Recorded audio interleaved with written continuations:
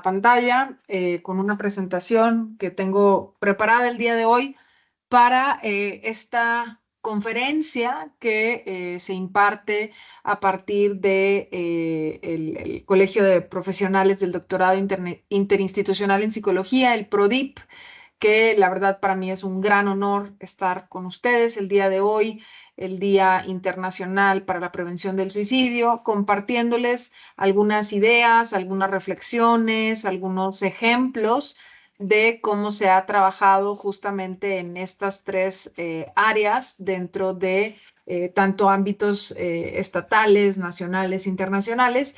Y la verdad es que esta conferencia no pretende ser como un curso, taller, como para que nosotros podamos hacer estrategias de prevención, de atención, sino más bien es un espacio reflexivo, de análisis, en el cual podemos hablar de este tema y podemos como conocer algunos elementos, a lo mejor profundizar en algunos de ellos, pero desde una perspectiva más como de análisis crítico, de investigación y desde otros enfoques, ¿no?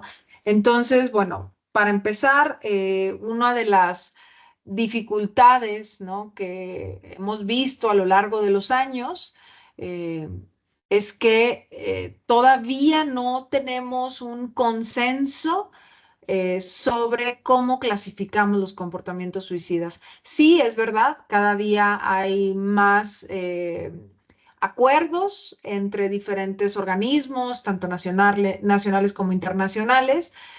Sin embargo, todavía existen algunas de estas diferencias, ¿no? Por ejemplo, aquí les pongo tres diferentes clasificaciones que existen y no son las únicas. Hay muchísimas otras que ustedes pueden encontrar en la literatura científica y que podemos ver que aunque hay algunos elementos que sí se repiten, ¿no? Por ejemplo, no sé, podemos ver en la propuesta de Gustavo Turecki las ideas de muerte y también en la propuesta de Vázquez, que es una propuesta mexicana, estas ideas de muerte, ¿no? Sin embargo, por ejemplo, en esta propuesta mexicana de Vázquez hay una diferenciación entre la ideación suicida y el plan suicida, que hay otros autores que nos dicen, bueno, es que eso es la ideación estructurada y no estructurada, ¿no? Y por otra parte vemos aquí una de las clasificaciones mexicanas más actuales, que es la de Molina, en un libro que él publica el año pasado sobre suicidología clínica y que, por ejemplo, podemos ver que él habla de estas fantasías de muerte que no se nombran exactamente igual que las ideas de muerte y que, por ejemplo, él incluye este tema de los gestos suicidas que pueden que tienen que ver con esta parte donde a lo mejor tomo algún medicamento en mis manos, no me lo tomo, pero si lo agarro o si tomo a lo mejor algún arma punzocortante, no me hago una herida como tal, pero empiezo a desarrollar conductas que no llegan al intento y que no llegan a la autolesión. Y, por ejemplo, podemos ver también que en las propuestas mexicanas, no se incluyen justamente las autolesiones. Y en esta propuesta internacional de Gustavo Turecki, sí hay, ahí ustedes pueden ver en la parte de abajo de ese recuadro, donde indica autolesiones no suicidas y autolesiones. Entonces, vemos que esto va a generar cierto nivel de complejidad, de análisis, de cómo llevamos a cabo las investigaciones y cómo, dependiendo de la propuesta de clasificación que nosotros nos ubiquemos, pues se pueden llegar a modificar algunos elementos, algunas formas de medir, de entender, de intervenir en cada uno de estos comportamientos, ¿no? Y entonces vamos a ver que además no solamente es esto, sino que además de que tenemos estas diversas clasificaciones, bueno, pues también existen, no lo pongo aquí en esta presentación, pero también existen diferentes niveles de gravedad, ¿no? Por ejemplo, en México nos indica la Secretaría de Salud que tenemos que clasificar el nivel de gravedad en leve, moderado, grave, severo, tomando en consideración algunas variables, como lo es la desesperanza, el nivel de la ideación, si existen o no intentos.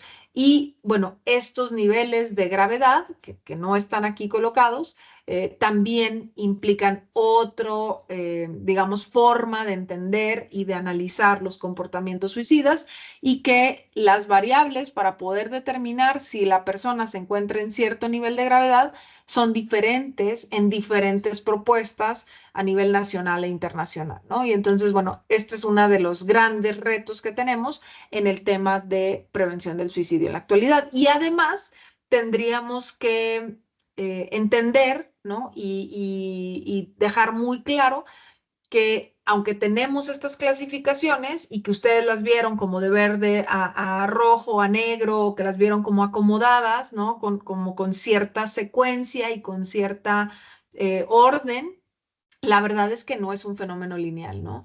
Y que hoy por hoy sabemos que no es que vamos a ir encontrando a personas que transitan de manera gradual a lo largo del tiempo de un comportamiento a otro, a otro, a otro, sino que tenemos casos que a lo mejor de las ideas de muerte pueden llegar al intento, o de una ideación no estructurada pueden llegar a una muerte por suicidio. Y esto obviamente que complejiza también muchísimo más el entender, el analizar, el identificar sobre todo estos elementos detonantes de los comportamientos suicidas y del salto que se puede llegar a dar entre uno y otro, porque al final de cuentas, pues sabemos que las personas que tienen estos comportamientos suicidas, pues tienen una serie de factores de riesgo, que ahorita vamos a platicar un poquito de ellos, pero que estos factores de riesgo en general han estado durante ciertos periodos de tiempo en su vida, y que en realidad estas flechas que estamos viendo aquí en el diagrama lo que nos representan sería más bien cuando ocurren estos detonantes, ¿no? A lo mejor una ruptura sentimental, o a lo mejor alguna otra dificultad, ¿no? En el ciclo vital, que desborda a la persona y que le lleva a avanzar a otro nivel, ¿no? Y entonces, pues esto también es otro elemento sumamente complejo en el estudio y el análisis de los comportamientos suicidas. Ahora, no podemos dejar de hablar de los aspectos epidemiológicos, ¿no? Todavía a la fecha, la Organización Mundial de la Salud, tal vez en estos días puedan brindar algunos otros datos, pero nos da una cifra de 727.000 muertes globales. Y sabemos también, por datos epidemiológicos, que hay más hombres que mueren por suicidio que mujeres. La cantidad o la proporción de hombres contra mujeres pues va a cambiar, va a variar dependiendo de los países. Sin embargo, la mayoría de estas proporciones van entre 3-1, 4-1 aproximadamente, ¿no? Y también sabemos que pues es una problemática sumamente relevante en la juventud. ¿Por qué? Porque es la segunda causa de muerte en jóvenes a nivel mundial, ¿no? Y también hay una proporción bastante elevada, un porcentaje bastante elevado de suicidios que se reportan en países de ingresos medios y bajos. Y aquí me quiero detener porque esto implicaría que los países de ingresos medios y bajos tendríamos que ser los países que seamos punta de lanza en tema de investigación, de análisis, de propuestas de intervención, de trabajo con el comportamiento suicida, porque estamos más afectados por esta problemática, ¿no? Por este fenómeno. Entonces, pues no es así. ¿No? No sucede de esta manera. Sabemos que pues en el mundo, sobre todo los países de primer mundo, o lo que ahora se conoce como el norte global, ¿sí? Que no tiene que ver con una ubicación geográfica en realidad, sino con estos países que tienen cierto nivel político, económico, como de supuesto avance, ¿no? Ellos son los que están marcando las directrices y las pautas, pero muchas ocasiones lo que ellos marcan, pues no suele tener o no es necesario que tenga el impacto en nuestras poblaciones de países de ingresos medios y bajos, ¿no? Y además se estima que aproximadamente por cada muerte por suicidio, pues vamos a encontrar alrededor de 20 intentos, ¿sí? Y también hay una estadística donde nos dice que cuando una persona muere por suicidio, aproximadamente se van a ver afectadas emocionalmente 135 personas. Y aquí quiero aclarar que estas 135 personas no necesariamente tienen que ser de los círculos más cercanos de quien ha muerto por suicidio. Podríamos pensar, claro, en la familia, en las amistades cercanas, en los grupos donde había una interacción cotidiana. Sin embargo, no es así. Puede ser también, por ejemplo, personas de la comunidad o a lo mejor de la organización en la empresa donde trabajaba, que a lo mejor no eran los más cercanos o no eran las personas que convivían más, pero que si yo estoy viviendo una situación complicada en mi vida, pues el suicidio de alguien de mi comunidad, de mi entorno, de mi escuela, pues claro que me puede llegar a impactar emocionalmente y también esto se convierte pues en un factor de riesgo para las personas supervivientes. Y si aquí nos detenemos un poquito, nosotros podríamos decir, bueno, más o menos hay, ya nos dijeron, 727,000 muertes en el mundo, ¿no? Y esto es una muerte por suicidio en menos de un minuto al día, ¿no? Y además también si lo vemos, por ejemplo, con el tema de los intentos de suicidio, si nosotros multiplicamos aproximadamente 20 intentos por estas 727,000, pues nos está hablando de que aproximadamente hay más de 14,5 millones de personas que intentan quitarse la vida. Y si luego multiplicamos también estas muertes por suicidio por el aproximado de personas que se ven afectadas, pues estamos hablando de más de 98 millones de personas en el mundo que van a verse afectadas por un suicidio. Y esto nos da un total de más de 100 millones de personas, ¿no? Y ustedes me van a decir, no, no, no, pero a ver, espérate, hay que analizar porque a lo mejor esa persona que lo intentó también es quien muere por suicidio, ¿no? O esa persona que fue impactada también es quien a lo mejor murió por suicidio. Entonces, las estadísticas no son claras, ¿no? Y las estadísticas no son precisas, y mucho menos en este tema.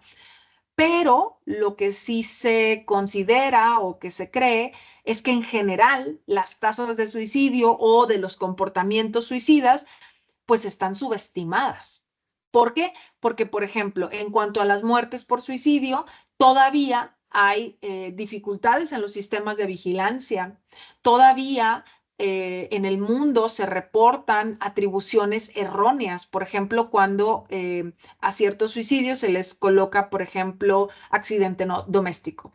Y esto puede ser porque la familia a lo mejor lo solicitó de esta manera o a lo mejor dio algún apoyo económico para tratar de conseguir que no sea registrado como un suicidio, porque todavía hay tabú, porque todavía hay estigma, por muchas razones, o a lo mejor porque realmente no sabemos y si fue un suicidio o no, y alguien puede decir, ah, pues a lo mejor dejó la llave de gas abierta y no sabemos si fue por una falla técnica o por una decisión, o no sabemos si un accidente automovilístico fue intencionalmente la persona tratando de quitarse la vida o realmente un accidente. Y eso hablando de los suicidios. Pero luego, si pensamos en los intentos de suicidio, la verdad es que hay muchísimos intentos de suicidio que no son reportados, que no son conocidos, que no son identificados, ni siquiera por la familia, ni siquiera por personas cercanas, y que a veces la persona que intenta quitarse la vida no se lo dice a nadie y estos números no se registran, ¿no? Entonces, yo creo que no estaríamos cometiendo un error al considerar afectaciones de más de 100 millones de personas, ¿no? Porque justamente todavía tenemos todas estas dificultades, ¿no? Hay países todavía en el mundo donde el suicidio se criminaliza y entonces se esconde, se niega, se oculta, ¿no? Y vamos a ver que pues esto puede llegar a afectar la forma en la que nosotros entendemos, vemos este tipo de epidemiología. Bueno, ¿y qué pasa en México? En México, en estos días, seguramente vamos a tener, si no es que ya se publicó el documento que el INEGI publica todos los años, ¿no? En relación al Día Mundial de Prevención del Suicidio, pero estos datos tomados de la estadística de muertes registradas nos dicen que en el 2024 en nuestro país hubo 9,000 suicidios. Y esto implica una tasa de 6,9 personas por cada 100,000. Y ahí podemos ver en las gráficas inferiores, esta línea verde donde nos muestra la tasa de suicidios en varones y luego la gris intermedia que es como la tasa total y la de abajo, la morada, es la tasa que corresponde a mujeres, ¿no? Y entonces vemos cómo hubo un ligero descenso en el año del 2021 al 2022. Luego volvimos a subir tantito y otra vez en este 2024 vuelve a bajar un poquito, ¿sí? 0,1 en cada uno de estas tres gráficas. Entonces, bueno, más o menos nos da una idea de cómo andamos en el país y específicamente en México, bueno, pues por cada 5 suicidios que ocurran, 4 son varones, una es mujer, ¿no? Ahí vemos los porcentajes que nos reporta el INEGI. También sabemos que el 50%, un poquitito más del 50% de los suicidios van a ocurrir en personas entre los 15 y los 34 años de edad. Es decir, que estamos hablando de personas adolescentes, jóvenes adultos, ¿no? Y que la mayoría de los suicidios pues van a ocurrir por el método de ahorcamiento o estrangulamiento.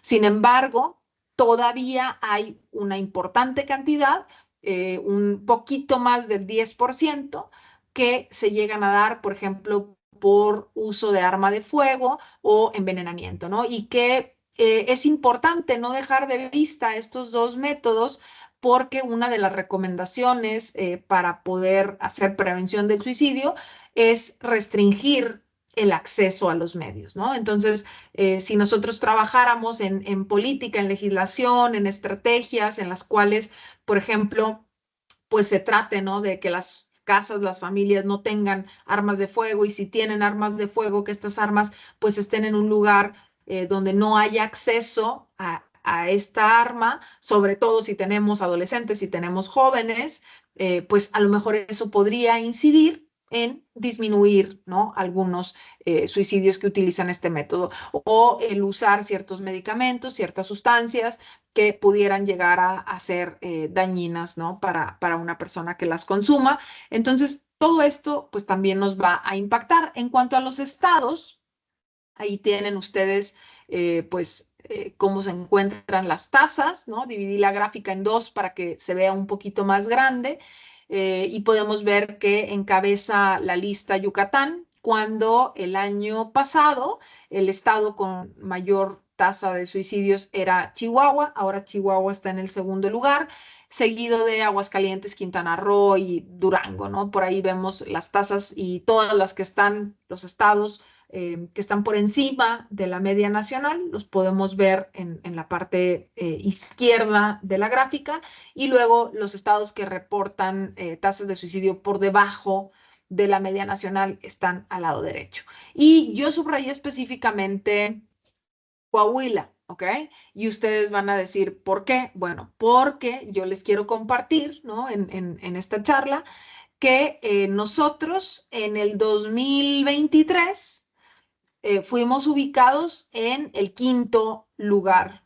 En los suicidios que ocurrieron en el 2023 y que se reportaron en el 2024, estábamos en el quinto lugar a nivel nacional, ¿no? En el 2023, en nuestro estado se quitaron la vida 313 personas.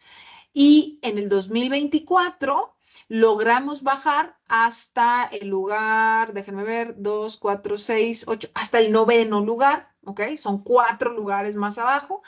Y también hay que decir que en el 2024 el INEGI dice que en Coahuila ocurrieron 284 suicidios, es decir, 29 personas menos del 23 al 24. Y aquí lo comparto porque me parece que sería interesante conocer, difundir algunas de las estrategias que hemos estado tratando de implementar en nuestro estado, por si acaso llegan a ser de utilidad para alguna otra persona, para alguna otra institución o en algún otro lugar de nuestro país, ¿no? ¿Qué sucede en Coahuila? Bueno, pues en Coahuila tenemos muchos años trabajando en el tema de la prevención del suicidio. Yo, el primer estudio que pude participar fue en el 2004, hace ya más de 20 años, donde el gobierno del estado le solicitó a la Universidad Autónoma de Coahuila que hiciera un análisis, ¿no? De qué es lo que estaba pasando, un perfil de las personas que se estaban quitando la vida. Y bueno, pues se hizo este estudio, se entregaron los resultados y el gobierno tomó algunas directrices, ¿no? Y luego, por ejemplo, hubo otra solicitud por parte del gobierno hace 10 años, ¿no? En el 2015, donde otra vez se solicitó la colaboración de investigadores de la Fiscalía y en ese 2015 ya existía en el estado un comité que estaba dirigido por la Secretaría de Salud y donde participaban diferentes instancias del gobierno, ¿no? Sobre todo Secretaría de Salud, la Fiscalía, la Secretaría de Educación, la universidad, diferentes elementos. Y conforme ha pasado el tiempo, este comité ha permanecido, no quiere decir que de inmediato hubo comité y se lograron bajar los suicidios, para nada, ¿eh? De hecho, a lo largo de los años veíamos incrementos leves pero sostenidos, ¿no?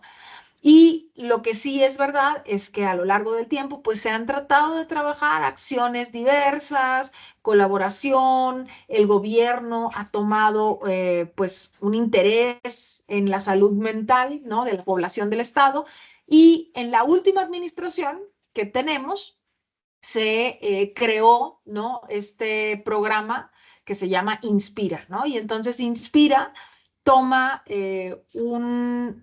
una función transversal dentro del Estado, ¿no? Donde se encargan de proyectos para poder trabajar con problemáticas muy particulares, problemáticas que tienen que ver con violencia, que tienen que ver con educación, que tienen que ver con salud mental, ¿no? Y entonces aquí les comparto algunas de las acciones, por ejemplo, que se han estado haciendo, ¿no?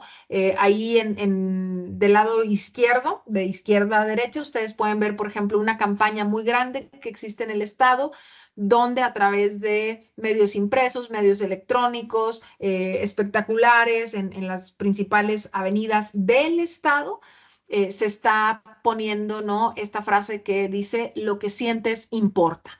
Y te da un QR para que tú puedas ingresar y solicitar ayuda, atención, apoyo, orientación psicológica de manera gratuita. Y esto no es lo único que se hace, también se está trabajando en temas de telepsicología, atención, por ejemplo, con telepsiquiatría, porque en el estado pues hay muchos municipios donde no hay como tal un psiquiatra o una psiquiatra, ¿no? Tenemos también, por ejemplo, aquí les puse luego como un póster, ¿no? Que se hizo el 10 de octubre, el Día Mundial de la Salud Mental, donde se hizo toda una campaña para sensibilizar, para concientizar a la población, pero también se acompañó de una serie de conferencias, de actividades para psicólogos, psiquiatras, trabajadores sociales, enfermeros, personal que trabaja en centros comunitarios, invitaron a asociaciones civiles, ¿no? De hecho, en este evento pudo venir uno de los doctores que es parte del claustro académico del DIP, ¿no? Y hemos participado varias personas que hemos estudiado el doctorado o que pertenecemos al DIP de una u otra forma, como docentes o como estudiantes o como egresados, en este tipo de capacitaciones que se han dado acá en el país, ¿no? Digo, perdón, acá en el estado. Y la última campaña que sacaron fue esta que dice Vive libre sin drogas. De hecho, la acaban de arrancar hace un par de semanas. Y en esta campaña, por ejemplo, el gobierno del estado va a invertir 25 millones de pesos para hacer un montón de actividades, de estrategias, de cosas que fomenten entre las personas del estado pues el no caer en algún tipo de uso problemático de las sustancias, ¿no? Y en este proyecto, por ejemplo, participa Inspira, que es este asociación que les platico, pero también es parte de la Secretaría de Educación Pública, la Secretaría de Salud, el DIF, la Fiscalía, la Secretaría de Cultura, el área de deportes, el área de inclusión social. Entonces, todas estas estrategias que se están implementando, además de llevarse a cabo desde una forma transversal, desde las diferentes áreas e instancias de gobierno, tanto estatal como municipal, también involucran a empresas, a universidades, asociaciones civiles, ¿no? Y entonces tratando de abarcar y comprometer y generar estrategias más globales, ¿no?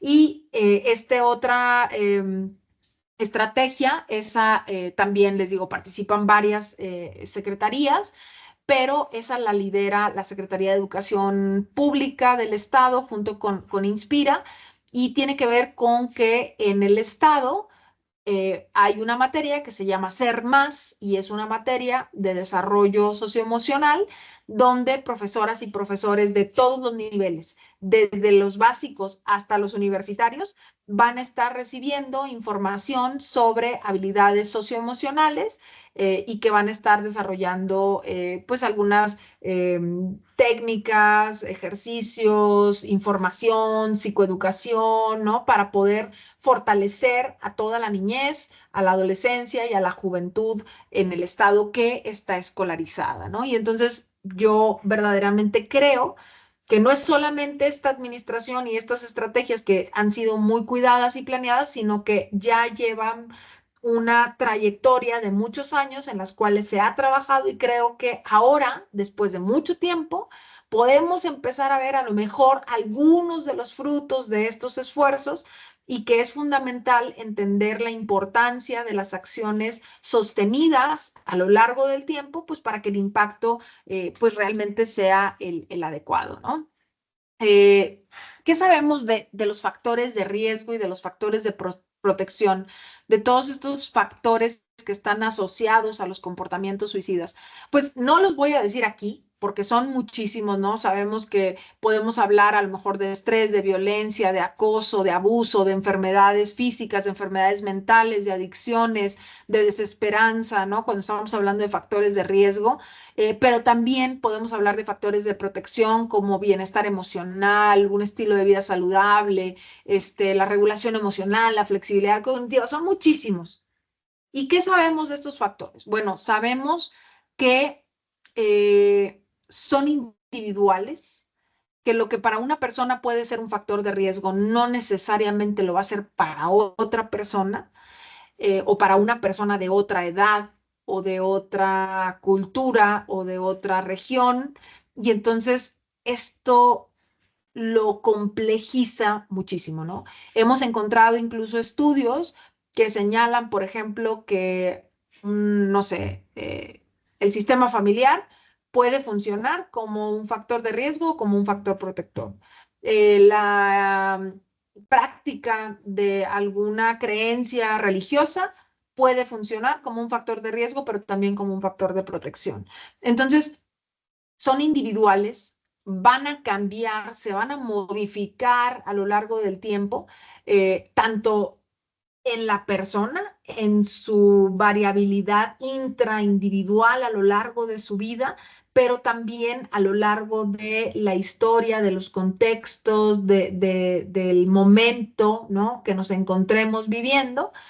Y consideramos y hemos encontrado muchos estudios que han visto cómo estos factores, tanto de riesgo como de protección, pueden estar interrelacionados en un sentido negativo, es decir, en que entre más factores de riesgo reporto o presento, puedo incrementar el malestar emocional que estoy sintiendo, pero también en un sentido positivo, donde a veces hay algunos factores de protección que pueden llegar a sostener emocionalmente a la persona, anclarle a la vida, ¿no? Para que pues no llegue a un intento o a una muerte por suicidio. Entonces hay esta relación, no sabemos todavía con claridad cuáles son estos factores más importantes o más relevantes, porque como les digo, son individuales. Entonces esto pues es difícil de poder determinar. Hacemos estudios, tratamos de analizar desde metodologías cuantitativas, ¿no? Desde algunas análisis estadísticos con inteligencia artificial, con algunos tipos de estudios que tienen este enfoque, ¿no? Matemático. Sin embargo, esto no es estático, ¿no? Esto cambia a lo largo del tiempo. Me ha tocado, por ejemplo, participar en investigaciones recientes donde hablan de factores de riesgo que antes no se habían reportado en la literatura, como lo puede ser estas adicciones conductuales, como lo puede ser, por ejemplo, el uso problemático del Internet o de los videojuegos o de otros factores de riesgo que apenas están empezando a analizar, a entender, a ver el impacto que pudieran llegar a tener o no, ¿sí?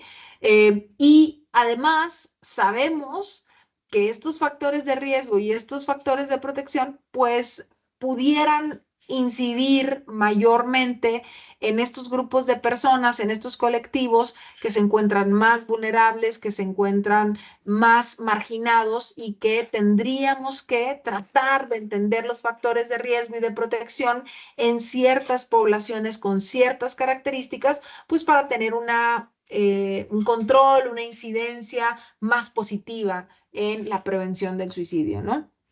Y una cosa que es muy importante, ¿no?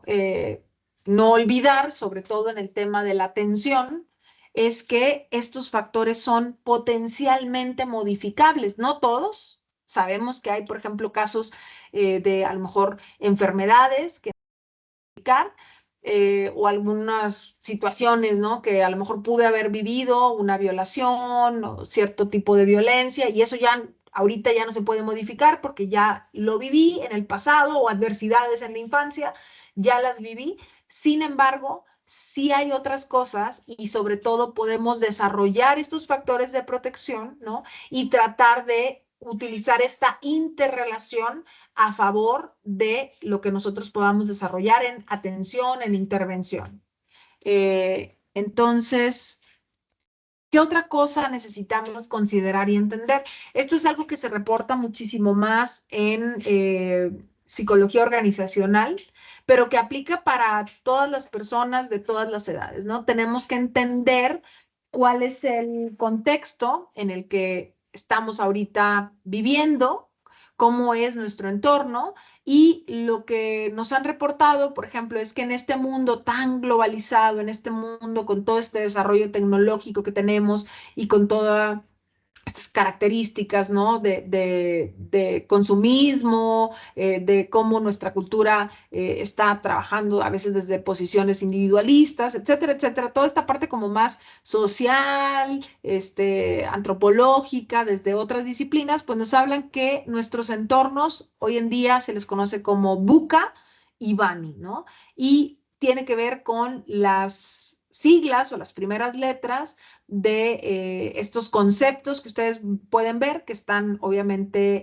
identificados en el idioma inglés, por eso la traducción no queda perfecta en todos ellos, pero hablamos de un entorno que es volátil, que es incierto, que es complejo, que es ambiguo, ¿no? Que es quebradizo, ¿sí? Donde la ansiedad es una de las características más frecuentes que vamos a encontrar, ¿no? Estamos en un entorno ansiógeno, no lineal e incomprensible en muchísimos de los casos o en la mayoría de los casos. Entonces, pensar en este tipo de entornos, pues claro que nos va a hacer referencia a aspectos que favorecen o permiten que se gesten muchísimos factores de riesgo para las personas, ¿no? Si pensamos en la desesperanza, si pensamos en el estrés, si pensamos en que estos entornos también pueden facilitar la aparición de ciertas enfermedades físicas, crónicas, ¿no? Entonces, tendríamos que entender cómo es ese entorno y buscar estas estrategias para tratar de o tener una población más equipada, ¿no? Con mayores habilidades de afrontamiento ante este tipo de entornos que estamos viviendo, o ver cómo hacemos para generar una resistencia, ¿no? Una forma de detener o minimizar las afectaciones que están teniendo estos entornos en la población. Y podemos ver que, por ejemplo, podríamos pensar, por ejemplo, de que hay como un continuo, ¿no? Entre estas personas que tienen este bienestar emocional y otras personas que aunque no tienen un diagnóstico de una patología, ¿no? De un trastorno mental, pues sí viven en situaciones de estrés, de angustia, de malestar. Y luego tenemos a estas otras personas que ya tienen un diagnóstico, que ya tienen una problemática pues muchísimo más severa, ¿no? Y platicábamos en algunos eventos sobre prevención del suicidio y decíamos, bueno, ¿en cuál de estos tres grandes estados las personas podrían llegar a quitarse la vida? Y la mayoría de las personas está de acuerdo en que, pues, en el estado donde están las enfermedades mentales, bueno, pues ahí claro que hay un riesgo de suicidio o de intento.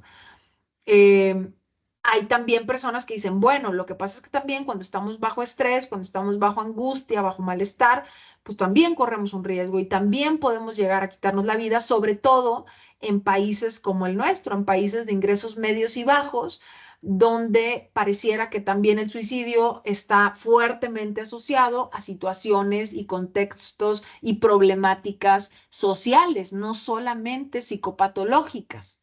Pero yo les decía en esta charla que tuve, les decía, bueno, también en el estado de bienestar emocional óptimo, ¿no? Y claro que hubo personas que me voltearon a ver y que dijeron, estás mal, por supuesto que no.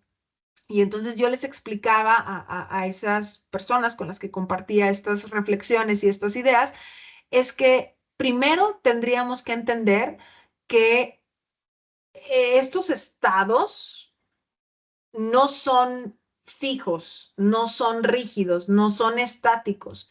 Yo puedo cambiar de un estado de bienestar emocional óptimo a una estrés, ansiedad, malestar, ¿no? En minutos. Y a lo mejor tendría que esperar un par de días o de semanas, dependiendo del trastorno, para poder ser diagnosticada con una enfermedad mental, ¿no? Porque así nos marcan libros que clasifican las enfermedades mentales. Entonces, esta posibilidad de cambiar, de decir, me siento bien, me siento contenta, me siento tranquila, pero de repente a lo mejor tenía mucho estrés y luego se conjuntó un problema económico y luego tuve una pérdida y luego a lo mejor tuve alguna otra dificultad o tengo algún rasgo de personalidad que me lleva al estrés, que me lleva a la angustia y luego que en un estado de impulsividad puedo llegar a tomar una decisión de intentar quitarme la vida o empezar a tener estos pensamientos suicidas, pues claro que eso es una cosa. Y otra muy importante que no tiene que ver directamente con el suicidio, pero que ya cada vez más se habla y que en nuestro país ya hay un movimiento fuerte para legislar, por ejemplo, a favor de la eutanasia. ¿Por qué? Porque hay personas que a lo mejor tienen alguna enfermedad física y ustedes me van a decir, Carla, si tiene una enfermedad física, entonces no tiene este bienestar, pero aquí estamos hablando de un bienestar emocional. Hay personas que tienen una enfermedad física terminal, ¿no? Y que, aunque logran mantener una estabilidad emocional, deciden y quieren quitarse la vida. Ya hemos tenido casos en los cuales personas que tienen estas enfermedades dicen, bueno, yo voy a optar por quitarme la vida porque no hay una legislación en torno a la eutanasia, ¿no? Entonces, es un riesgo de suicidio que no podemos focalizar solamente en personas con trastornos mentales porque entonces estaríamos cometiendo un grave error, ¿no? ¿Qué cosas podríamos nosotros trabajar o considerar en específicamente estos aspectos para trabajar la prevención del suicidio? Obviamente tendríamos que estar viendo, estudiando, analizando qué es lo que pasa con esta conciencia de la importancia de la salud mental en nuestras ciudades, en nuestros estados, en nuestras regiones, ¿ok? Y cómo podríamos empezar a incidir principalmente desde lo comunitario, porque sabemos que a nivel nacional, pues la mayoría de los sistemas de salud reportan una sobrecarga de personas que buscan la atención y que no hay suficientes especialistas o sistemas ni públicos ni privados para poder dar la atención, ¿no? Y la atención de calidad y la atención de profesionistas especializados, porque no porque hayas estudiado psicología o una maestría en clínica quiere decir que tienes los conocimientos, las habilidades o utilizas el enfoque terapéutico con evidencia científica de efectividad para tratar este tipo de problemáticas, ¿no? Entonces, tendríamos que empezar a trabajar desde lo comunitario para poder ir robusteciendo ciertas áreas, ¿no? De las personas que podrían llegar a prevenir el caer en algún intento, en alguna ideación.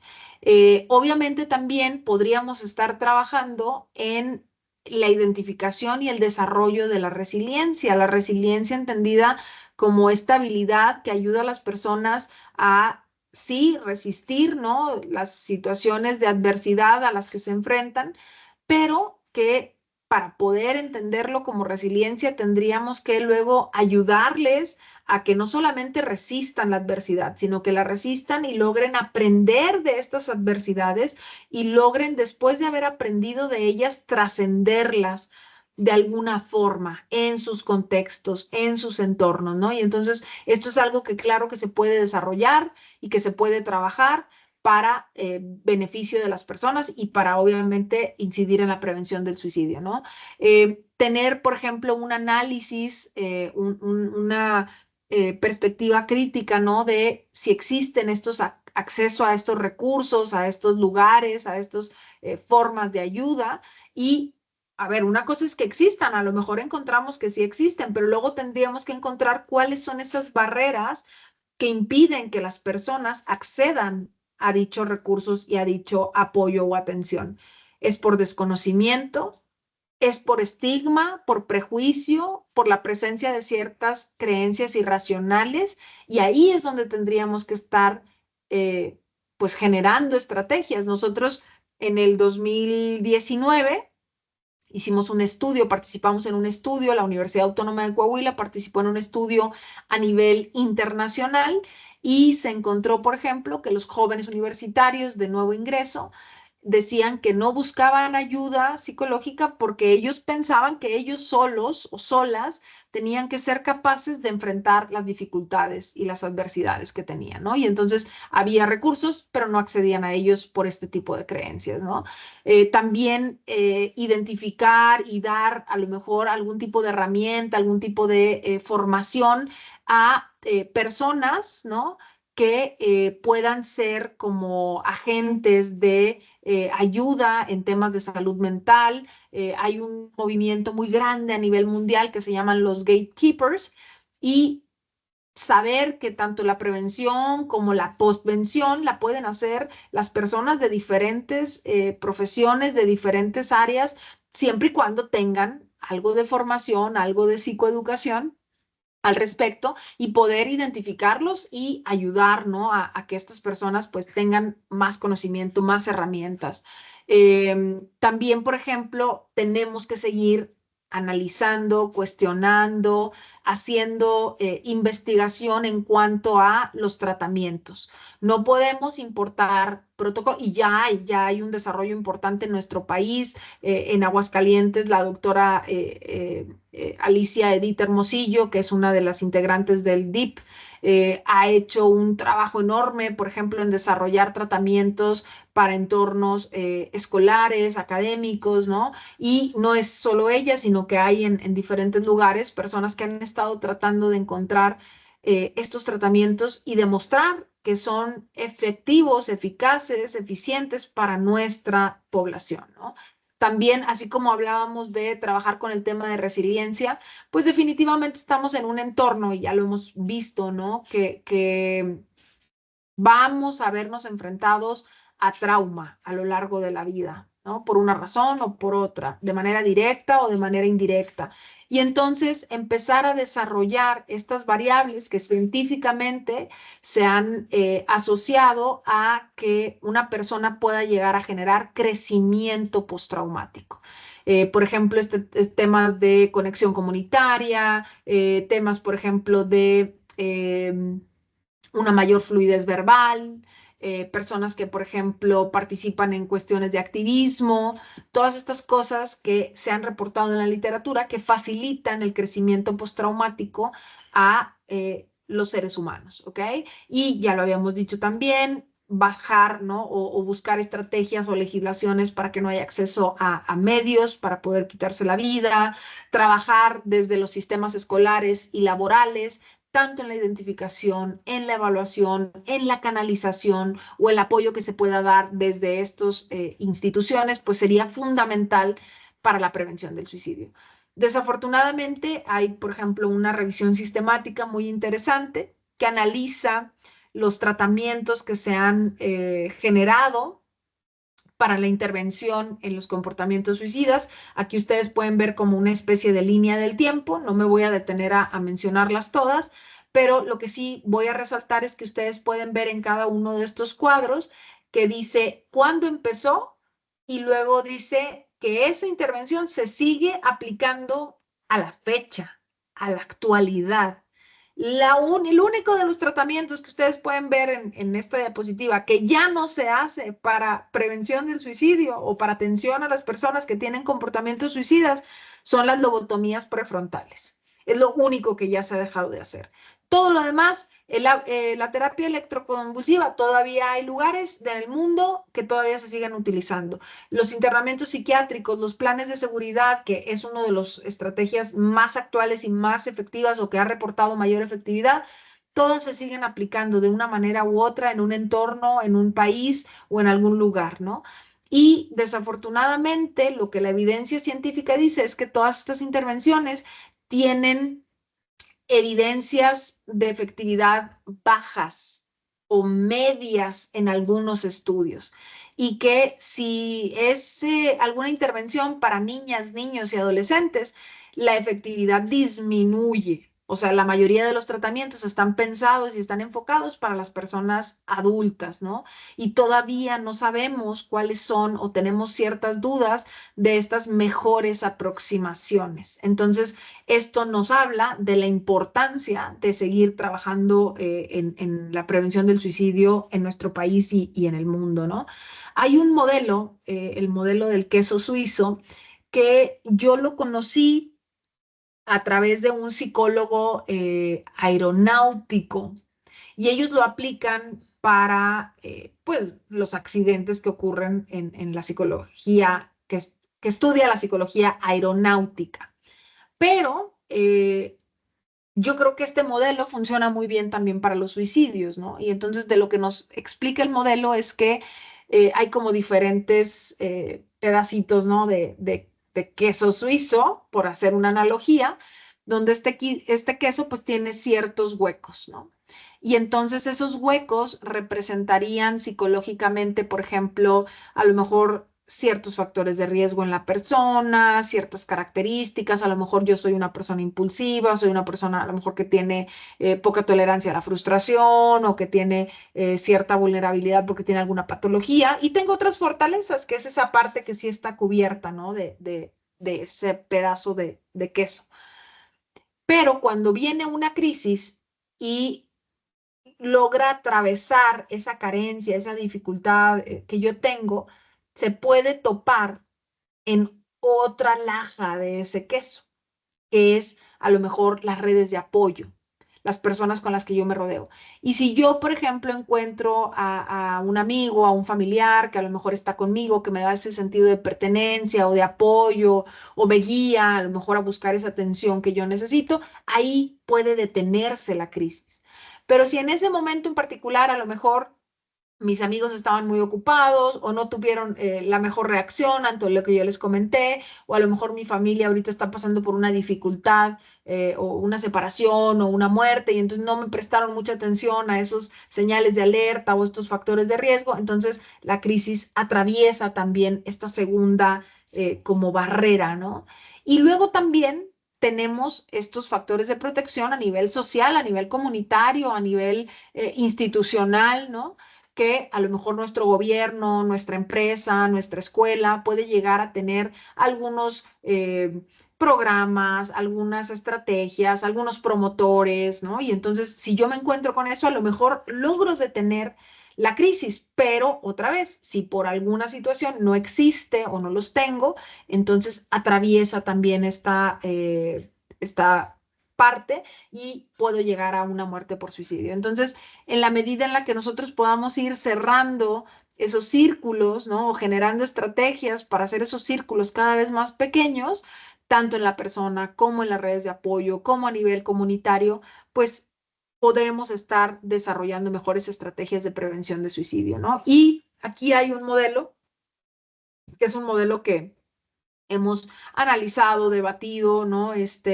Comentado con diferentes colegas y en diferentes espacios, donde tendríamos que pensar en estrategias para la prevención del suicidio en diferentes niveles. Tendríamos que estar pensando en estrategias que vayan desde elementos más sociales y contextuales, que a lo mejor aborden estos elementos de manera más global, ¿no? O que busquen como incidir en toda la población y luego en ciertos sectores y luego como que atiendan ciertos eventos críticos. Si sé que está pasando, por ejemplo, en una ciudad de nuestro país alguna situación de violencia extrema o que hay un problema de economía, que está habiendo muchos despidos, bueno, pues ya sabemos que ahí está el evento crítico y tendríamos que tener estrategias para poder intervenir en estos diferentes niveles, no solo en lo individual, que es la puntita, ¿no? Del triángulo que está como con la punta hacia arriba, pero luego también tendríamos que ver cómo estamos generando estrategias, sí, para evitar las muertes por suicidio, pero qué estamos haciendo con los intentos, con las autolesiones, cómo estamos trabajando los temas de ideación, ¿no? Cómo estamos desarrollando ciertas estrategias o habilidades, por ejemplo, en las personas que tienen ideas de muerte, ¿no? Y que además de todo esto tendríamos que nosotros tomar en consideración la perspectiva de género y la etapa del ciclo vital por la cual está atravesando un individuo para poder tener mejores resultados. Entonces, esto es un trabajo monumental que requiere de las mentes y de el tiempo y de los esfuerzos de muchísimas personas en nuestro país, ¿no? Y obviamente no quiero dejar pasar este espacio para decir que también necesitamos recordar, ya lo habíamos visto, el tema de la postvención, el tema de trabajar con los supervivientes. Aquí hay algunas recomendaciones que científicamente se han encontrado que son benéficas para las personas que tienen una pérdida por suicidio. Este tema de tener soporte, acceso, de tener cierta flexibilidad en cuanto a algunos requisitos tal vez escolares o laborales, ¿no? Estas oportunidades de conmemoración de la persona que se ha perdido y todo eso se tiene que también trabajar, ¿no? Eh, la IASP, la International Association for Suicide Prevention, ha marcado el lema de la prevención del suicidio para el año pasado y este año, ¿no? Y dice que tenemos que trabajar en cambiar la narrativa sobre el suicidio, tenemos que hablar más del tema, tenemos que dialogar, reflexionar, discutir, proponer, tenemos que volverlo un tema que pueda ser abordado en cualquier espacio por la mayor cantidad de personas para que realmente esto pueda tener una verdadera cambio, una transformación en la sociedad que facilite la prevención del suicidio, ¿no? Hay un plan, ¿no? De acción integral sobre salud mental que todavía tiene una vigencia de 5 años. Este plan lo establece la Organización Mundial de la Salud, ¿no? Y nos habla, ¿no? Que debemos tener acciones en cuanto a la salud mental. Debemos tener claras direcciones en cuanto a la salud mental, cómo vamos a trabajarla en los países que pertenecemos a la Organización Mundial de la Salud. Lo que vemos hoy es que el norte global, como ya lo habíamos dicho, lleva mano y está marcando todas las pautas y que en muchos de los países, sobre todo en nuestros países latinoamericanos, hispanoamericanos o países de ingresos medios y bajos, pues no hemos logrado decolonializarnos como ciencia, como profesión. La psicología sigue siendo marcada por lo que se dice en el norte global Y entonces esto obviamente está dificultando que logramos disminuir estas brechas, este acceso a la salud y esta efectividad de las intervenciones, ¿no? Y sabemos que en nuestros países también todavía tenemos muchísimos estigmas y tabús al respecto y que necesitamos trabajar para poder realmente tener un mejor impacto. Y bueno, ya para terminar, ¿no? Sabemos que la prevención del suicidio es una prioridad muy importante, lo dicen todas las organizaciones e instituciones a nivel mundial y nacional, y que puede ser la mejor estrategia el evitar que se llegue a desarrollar y a gestar este riesgo de suicidio. También otra cosa que se está hablando en todo el mundo y que se está promoviendo, incluso desde la IASP, que es esta asociación que les platicaba ahorita, es que debemos tomar en cuenta y en consideración la postura de las personas.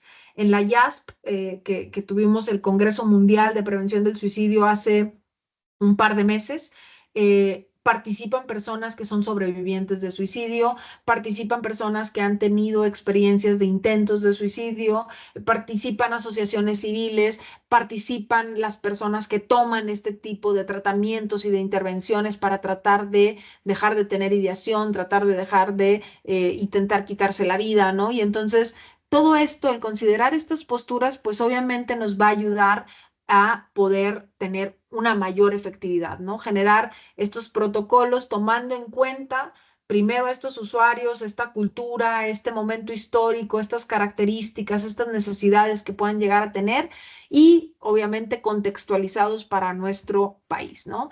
Y otra cosa como muy importante que tendríamos que empezar a analizar, ¿no? Es que tenemos que entender la salud como un bien público que nos involucra a todas, a todos, a todas, ¿no? Pensar las acciones y crear, ¿no? Una ciudad, un estado, un país donde el apoyo, el soporte, el bienestar, la esperanza realmente puede estar al alcance de todas las personas. Si no lo hacemos de esta manera, pues difícilmente tendremos los resultados que estamos esperando tener, ¿no? Entonces, cierro con esta frase. El suicidio es una práctica atravesada por construcciones sociales, políticas y culturales que no se limitan de manera exclusiva a la psicopatología. Entonces, justo lo que hemos estado hablando el día de hoy, de tener esta perspectiva social, contextual más amplia, para poder tener una mejor atención e intervención y prevención. Yo les agradezco muchísimo su tiempo. Espero que les haya sido de utilidad esta plática y bueno, pues ahí quedan mis datos, mis datos de contacto para si alguien tiene alguna pregunta, algún comentario que guste enviarme o que quiera tener acceso a la presentación o algún tipo de información. Con todo gusto estoy a sus órdenes. Que tengan excelente día.